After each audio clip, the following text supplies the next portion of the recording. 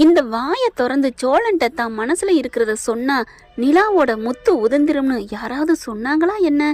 அட ஆமாங்க, எப்ப பாரு அப்படியே வாய்கிட்ட கிட்டக்க சாப்பாடு கொண்டு வந்து அப்படியே தட்டி விடுற மாதிரி அவங்களுக்காக தான் சொன்னேன், இவங்களுக்காக தான் சொன்னேன், வீட்டில் இருக்காக சொன்னேன், அப்படி இப்படின்னு அப்படியே சோழனை உசுப்பேத்தியே நிலா பண்ணுறது கொஞ்சம் இரிட்டேட்டிங்காக தாங்க எனக்கு தெரியுது. உங்களுக்குலாம் என்ன தோணுதுன்னு கமெண்ட்ஸில் சொல்லிடுங்க ஃப்ரெண்ட்ஸ்.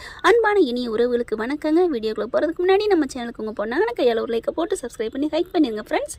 இப்போ கூட நிலான்னு கூப்பிடுங்க அப்படின்னு சொல்கிறப்பல இந்த பிள்ளை ஏ போட சொல்லிடுது. அடுத்து ஏபிசிடி இஜெட் வரைக்கும் நம்ம தலைவர் போய் நின்றுறாரு. நிலா நிலா நிலா நிலான்னு கூப்பிட்டா சும்மா கிடந்தவனுக்கு அப்படியே சொன்னது மாதிரி இப்படிலாம் சொல்லலாமாங்க? உசுப்பேத்தி தாங்க பாவமாக இருக்குது. சோழனை நினைக்கல. ஆரம்ப கட்ட காலங்களில் சோழன் மேலே வெறுப்பு வந்துச்சு. ஆனால் இப்போ அப்படிலாம் இல்லைங்க. இப்போ வந்து ரெண்டு பேர் மேலேயும் ஒரு பாசம் காதல் அப்படி தான் நமக்கு எல்லாருக்கும் வருதுன்னு சொல்லணுங்க. அடுத்து ரொம்ப தாங்க மயங்கி போகிறார். எப்படியாவது இந்த 2 நாளைக்குள்ள அவன் மனசில் இருக்கிறத நம்ம சொல்ல வைக்கணும் அப்படின்னு தான் தலைவர் நினைக்கிறாரு. ஆனால் விதி விடலைங்க. இங்கே பார்த்தீங்கன்னா நம்ம சந்தா ரூபத்தில் வருது.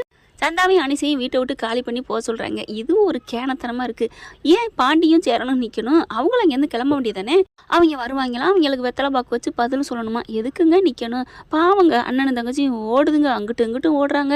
இதுக்கு நடுவில் வானதியும் பல்லவனை கூட்டிகிட்டு இங்கே வர்றாங்க. கரெக்டாக பார்க்க இவங்க வந்துடுறாங்க. வந்துட்டு இதுங்க பாவம் பயந்துங்கிட்டு ஓடிடுதுங்க.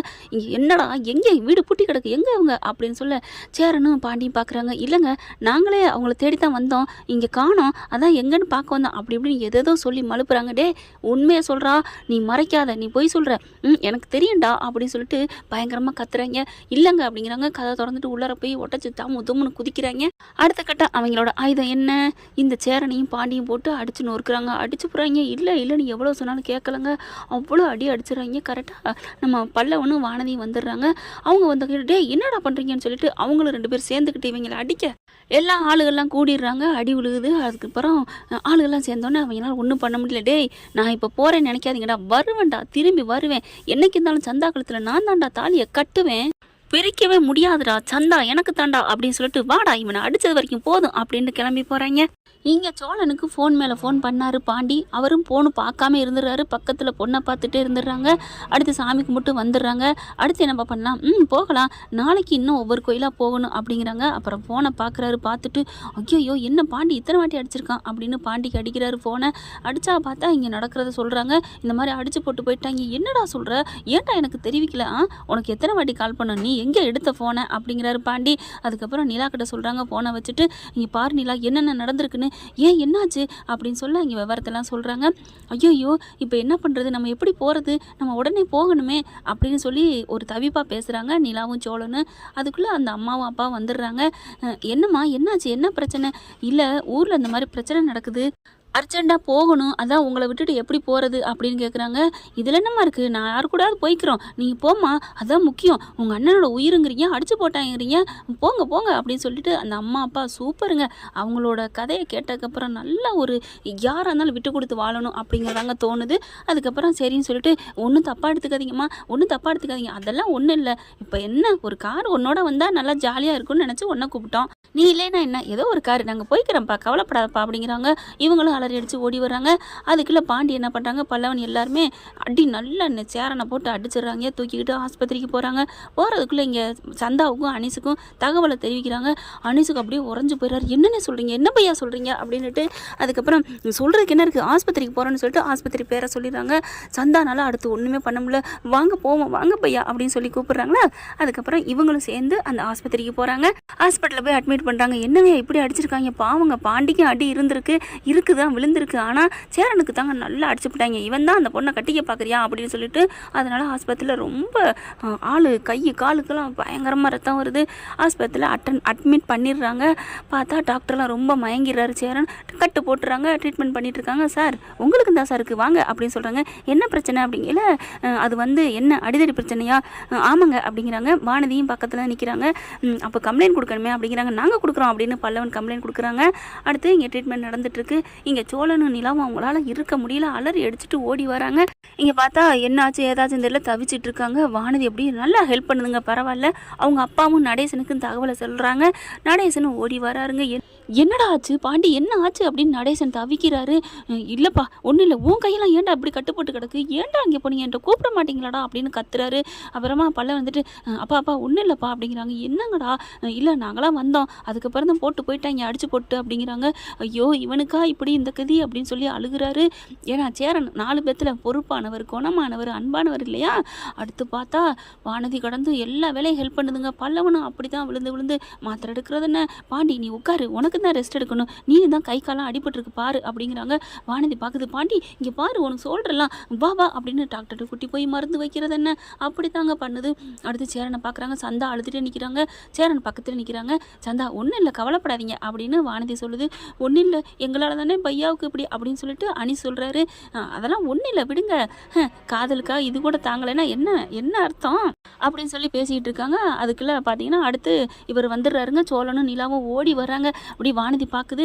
என்னாச்சுன்னு கேட்க இந்த மாதிரி அப்படின்னு சொல்லிட்டு எல்லாத்தையும் அதான் ஏற்கனவே சொல்லியாச்சு, இருந்தாலும் வந்து கேட்குற முறைக்கு கடமை கேட்குறாங்க. ஐயோ என்னாச்சு, கண்ணு முழிக்காமல் கிடக்குறாரே, அண்ணா அண்ணா அப்படின்னு தவிக்கிறாங்க. நீலா என்ன பண்ணுறதுன்னு தெரியல, அவ்வளோ ஒரு துடிச்சு போகிறாங்க. இதை விட ஆச்சரியம் என்னன்னா அவங்க அத்தையும் பெரியப்பாவும் வராங்க. அட்டங்க அக்கா மக்கா என்னங்கன்னு பார்க்குறாங்க. வாசலை அப்படியே ஓடி வராங்க. சேரா என்னப்பா ஆச்சு அப்படின்னு சொல்லிட்டு பார்த்தா கார்த்திகாவும் வருது. கார்த்திகா நீயா அப்படிங்கிறாங்க. என்னன்னு பார்த்தா இங்கே தான் ஓயாமல் இவங்களுக்கு அவங்களுக்கு பார்த்துக்கிட்டே தான் நிற்பேன். அதாவது கார்த்திகாவோட நிலா எல்லாரும் பேசிக்கிட்டு தானே இருக்காங்க கான்டாக்டில். இங்கே வந்த கையோட நிலா என்ன வீடெல்லாம் பூட்டி கிடக்கு யாரையுமே காணும் அப்படின்னு கார்த்திகா கேட்க, நிலா வந்து இப்போ வந்துக்கிட்டு இருக்காங்களா அந்த அவசரத்தில் இந்த மாதிரிங்கிறது ஓரலாக சொல்லி முடிச்சு வச்சிடுறாங்க. ஆஸ்பத்திரி பேரையும் சொல்லிடுறாங்க. அதனால அவங்க அம்மாக்கிட்டையும் மாமாக்கிட்டையும் சொல்லி கார்த்திகா கூட்டிகிட்டு ஓடி வருது. சேரனை எல்லாருக்கும் தானேங்க பிடிக்கும், யாராவது பிடிக்காதவங்க ஒரு ஆள் சொல்ல முடியுமா என்ன.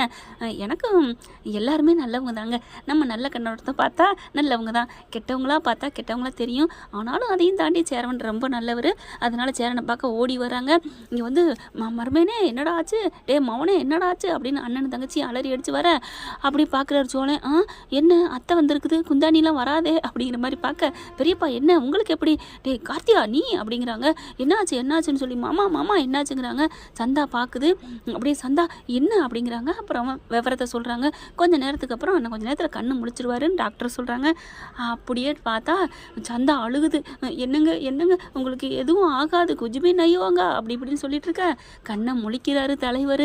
கண்ணை முழிச்சோன்னே சேரன் வந்து அப்படியே நம்ம கரெக்டாக அவங்க ஆளை தாங்க பார்க்குறாரு சந்தாவை. சந்தாவும் அதே மாதிரி கண்ணை முடிச்சிட்டாருங்க. எல்லாம் வராங்க. டாக்டர் பார்க்குறாங்க. இங்கே பாருங்கள் ஒவ்வொருத்தங்களா பாருங்கள். ஐயோ ஒவ்வொருத்தலாம் பார்க்குறக்கலாம் நேரம் இல்லைங்க, எங்கள் அண்ணங்க என் உயிருங்க அப்படின்னு சோழன் பல்லவன் பாண்டி 3 பேரும் ஒன்றா சொல்கிறாங்க. பரவாயில்லையே இப்படியெல்லாம் ஒரு பாசத்தோடு இருப்பீங்க நான் நினைக்கவே இல்லை, இந்த மாதிரி மக்கள்லாம் இருக்கீங்களா நாட்டில் அப்படின்ட்டு போகிறாரு. சரி பாருங்க டிஸ்டர்ப் பண்ணால் பாருங்கள், இது ஒன்றும் தொத்து வியாதி இல்லை, இருந்தாலும் கொஞ்சம் அவருக்கு ப்ரைவேசி வேணும்ல. நாங்கள் இருக்குதாங்க அவருக்கே ஒரு இது அப்படிங்கிறாரு சோழன். அதுக்கப்புறம் எல்லாரும் இப்படி தொட்டு பேசுகிறாங்க. எனக்கு ஒன்றும் இல்லை அப்படிங்கிற சந்தா என்னால் தான் எல்லாம் இவருக்கு. ஐயோ அதெல்லாம் நினைக்காதீங்க அப்படிங்கிறாங்க. இப்படி நிலா வந்து என்ன பண்ணுறது, சேரன்ட்ட வந்துட்டு அண்ணே என்னண்ணே அப்படிங்கிறாங்க. ஒன்றும் இல்லைப்பா விடுப்பா, நான் தான் பொழைச்சிக்கிட்டேன்ல அப்படிங்கிறாங்க. எனக்காத்தாங்கிறாங்க. அடுத்த கட்டத்தை பார்க்கணுமே, கண்டிப்பாக அவங்க மறுபடியும் வரேன்னு தான் சொல்லியிருக்காங்க அப்படிங்கிறாங்க. வானதி எப்படி பார்க்குது. அடுத்து நம்ம வீடும் தெரியும் அவங்களுக்கு, அங்கேயும் வருவாங்களே, இப்போ என்ன பண்ணலாம் அப்படின்னு யோசனை பண்ணுறாங்க. அப்புறமா நிலா என்ன பண்ணுது, வானதியை பார்க்குது. வானதி ஒரு ஐடியா சொல்லட்டுமா அப்படின்னு கேட்க, நீங்கள் என்ன சொல்ல வரீங்கன்னு எனக்கு தெரியுது, நான் சந்தாவை பார்த்துக்கிறேன், ஏன் வீட்டுக்கு கூட்டி போகிறேன் போதுமா. அப்பாடா ரொம்ப சந்தோஷம், எப்படி புரிஞ்சுக்கிட்டீங்க ஏங்க, இது கூட நான் புரிஞ்சுக்க மாட்டேன்னா என்ன அப்படி சோழன் வராரு. பரவாயில்ல வானதி நீ வாய் தான் லொடன்னு பேசுவேன்னு பார்த்தேன், என்னென்ன உங்களோடவா ப்ரோ, சரி நீ கொஞ்சம் சுருக்குன்னு பேசுவேல அதை வச்சு சொன்னேன், பரவாயில்ல நான் பார்த்துக்கிறேன். அப்புறம் உங்கள் அம்மா உங்கள் அண்ணன் அதெல்லாம் நான் பார்த்துக்கிறேன் ப்ரோ அப்படிங்கிற பாண்டி பார்க்குறாரு. அண்ணே நம்ம எல்லாருமே போனாலும் எனக்காக என் ஆள் பார்த்துப்பா, அவள் எப்படி வாயில் வடை சுடுவாள்ல, நல்லா தான் புரிஞ்சு வச்சுருக்க, இருந்தாலும் பாண்டி என்ன நீ ரொம்ப தான் ஓட்டுற அப்படின்னு வானதி சொல்கிறாங்க. அதுக்கப்புறம் சந்தா என்ன பண்ணுறாங்க, இல்லை நான் இவர் கூட இங்கே தான் இருப்பேன், ஐயோ அவங்க தெரிஞ்சு வந்தாலும் வருவாங்க, வானதி வீடு தான் யாருக்கும் தெரியாது, நீ போமா தாயே அப்படின்னு சொல்லி அனுப்பி வைக்கிறாங்க. அப்படியே சேரனை பார்த்துட்டே போகிறாங்க. நீ போயிட்டு நைட்டுக்கு வா அப்படின்னு சொல்லி அனுப்பி வைக்கிறாங்க. வானதி கூட சந்தாவும் அவங்க வீட்டுக்கு போகிறாங்க.